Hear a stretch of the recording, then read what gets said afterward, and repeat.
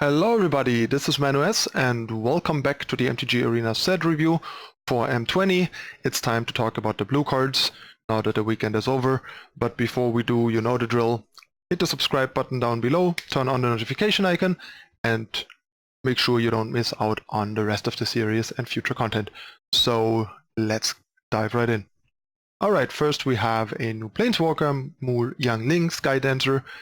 Seems like a sibling of the other Youngling Planeswalker that we had in War of the Spark that were kind of like brought in from the Asian flavor stuff. I think they were like only released as like special Planeswalkers in those regions before, in different versions and kind of introduced, and now they bring them into like the mainstream and general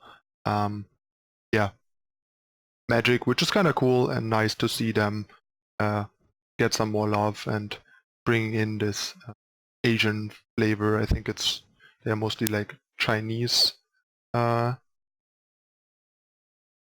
inspired, so that's pretty nice and not something we have had much. We had some Asian influences in Kamigawa back then, but since then there was, I think, a whole lot of that, so that's kind of nice. But yeah, anyway, let's take a look at the card. So we get a 3-cost 2 loyalty Planeswalker in blue. The ability is +2, so she basically has 4 loyalty to turn you player, which is pretty reasonable for a 3-cost Planeswalker. That's what they usually tend to have, more often than not. But we have some particularly strong examples lately, like Teferi, for example, but his plus doesn't really do anything to turn you play him. But in return, he gets to be 5 loyalty, which is a lot for a 3-cost Planeswalker, for example. But yeah, this ability is fairly strong actually, for a plus ability, I would say. Giving the creature -2, -0, and making it lose flying means that if the opponent only has like one threat in play, which is not unreasonable, that threat becomes kind of a non-threat, even to a point where they might deal 0 damage to Mu Youngling, or are very easily blockable by your own unit if you have your own creature if you have one. So that seems pretty nice.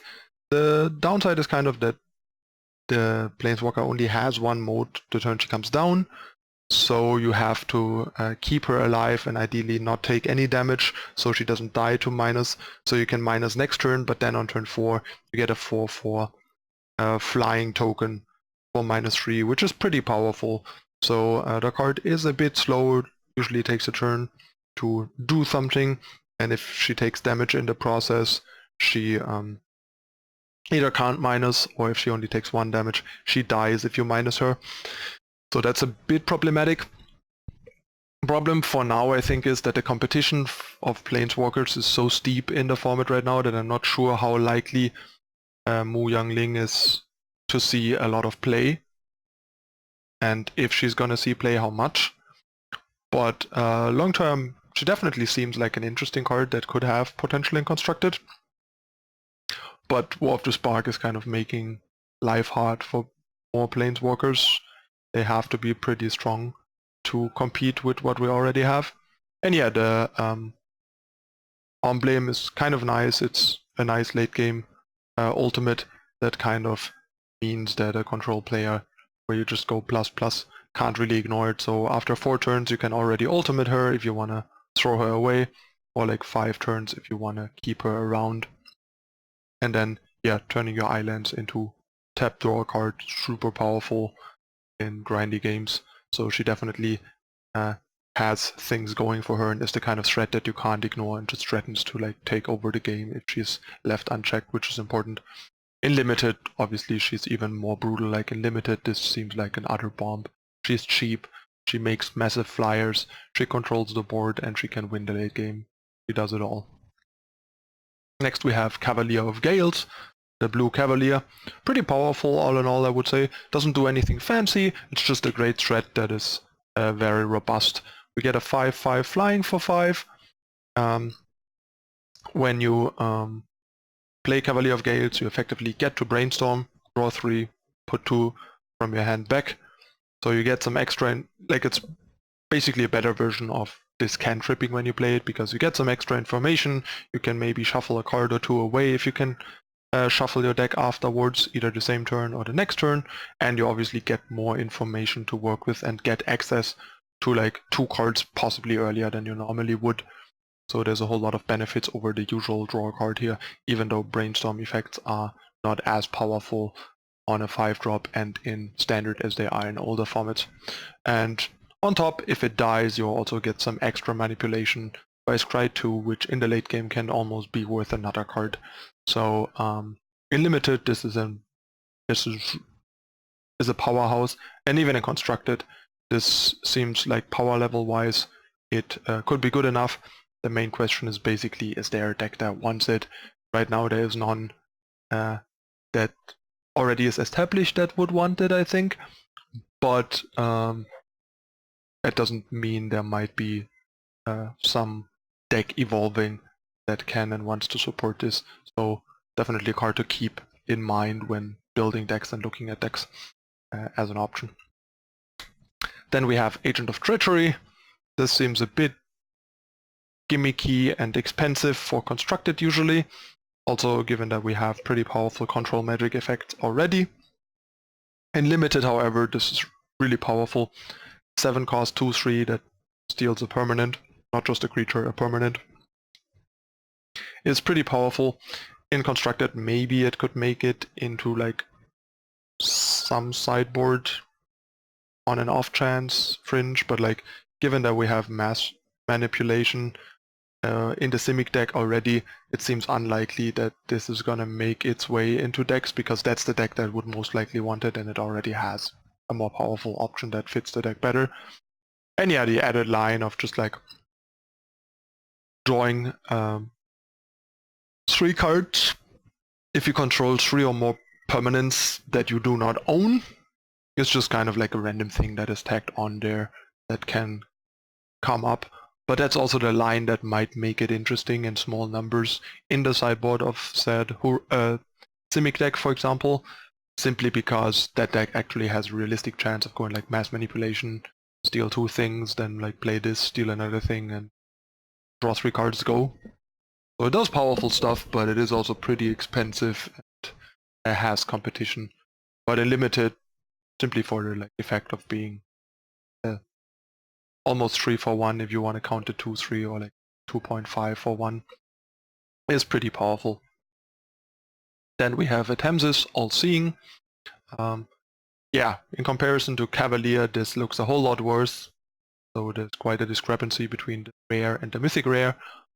But yeah, in limited, this is still really powerful and possibly even like more powerful than the Cavalier. But in constructed, this is just pretty underpowered, and I don't see this like getting anywhere close to constructed consideration. And then we have Drawn from Dreams, which is kind of interesting. Like 4-cost sorcery is not that cheap, but if you compare to say Concentrate, which was a fairly good constructed card, at least at times, getting the 2 best cards out of the top 7 should be worth as much, if not more, than the top 3 cards of your deck, especially in the right deck. So it's definitely kind of an interesting dig effect, basically kind of like a double impulse for double the cost in 1 card, but as a sorcery. So it's kind of a bit of a new effect. We don't think we usually get cards that dig this deep, get you multiple cards, and cost this much in our sorcery. Like the last one we had was like Dig Through Time that did this, but that was an 8-cost instant with Delve that often panned out to be like a 2-cost instant, which is obviously broken. So this is kind of like a balanced attempt at doing what Dig Through Time did, because it actually has the same text. So yeah, kind of interesting, and might still be quite an interesting and playable card, at least in standard.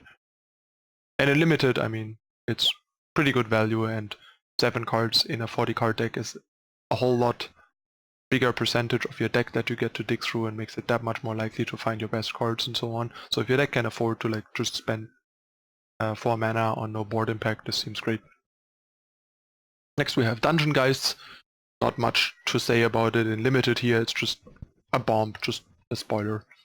And in constructed, still pretty nice and appealing card. It seems a little less good right now than it could be maybe, because the game doesn't seem to be that much about creatures in a lot of cases. And then the decks that are about creatures have a lot of removal, especially the red ones, just playing a lot of burn. Again, something like, say, White Weenie, for example, this seems particularly powerful, but that doesn't seem that popular right now. So yeah, it's something to keep in mind. It's a strong card, I think, especially as a sideboard card, but even as a main deck card. And something like Mono Blue would love that card in the sideboard. Not sure if Mono Blue can make a comeback at this point or not. But yeah, something to keep in mind. Then we have Flood of Tears, which seems kind of like a bad version of River's Rebuke. So as long as River's Rebuke is in the game, I don't see how anyone would want to play this. It is kind of interesting that it lets you potentially put something back into play, but then again, River's Rebuke just leaves all your stuff in play. But this kind of can also help you cheat something into play that you didn't have in play before, so it's also an outlet to cheat something like an Omniscience into play, just an interesting angle. But outside of that, the card seems like a pretty bad River's Rebuke. And in limited, probably worse. I don't know if I would want to put this in my limited deck. Then we have the blue Leyline of Anticipation. Yeah, pretty meh. Investing a card and even possibly having to spend 4 mana if you didn't have it in your opening hand just to give all your stuff flash just doesn't seem worth it for the average Magic deck. So the card's probably going to do about as much as last time it was around, which is nothing.